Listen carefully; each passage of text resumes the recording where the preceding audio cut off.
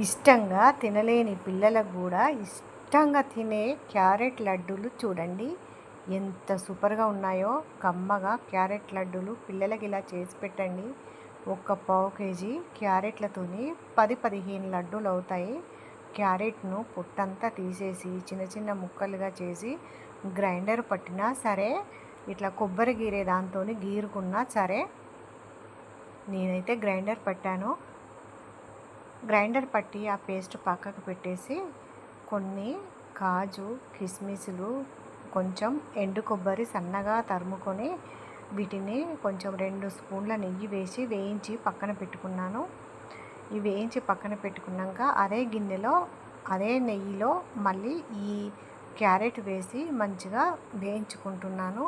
ఆ సగమంతా క్యారెట్ వేగిన తర్వాత ఆ క్యారెట్ ఎంతుందో దానికంటే కొంచెం తక్కువ సన్నపు రవ్వ వేసి అది ఇది రెండు కలిపి వేయించుకోవాలి.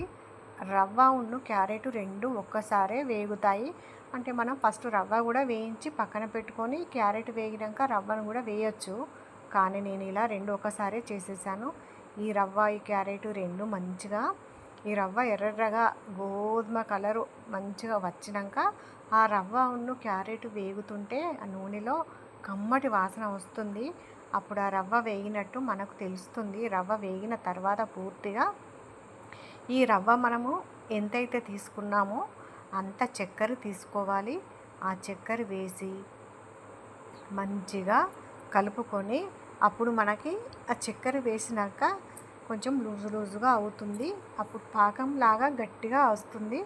ఆ పాకం గట్టిగా వచ్చిన తర్వాత మనమైతే ఇప్పుడు ఇవి అన్నీ గోలిచి పెట్టుకున్నాం కదా, కాజు, ఎండు కొబ్బరి, కిస్మిస్లు, ఇంకా బాదం కూడా వేసుకోవచ్చు. ఇవన్నీ వేసేసి కలిపేసి కొంచెం చల్లారినాక ఇలా చిన్న చిన్న లడ్డుల్లా చేసి పిల్లలకు పెడితే ఇష్టంగా తింటారు. వాళ్ళకి చాలా నచ్చుతుంది.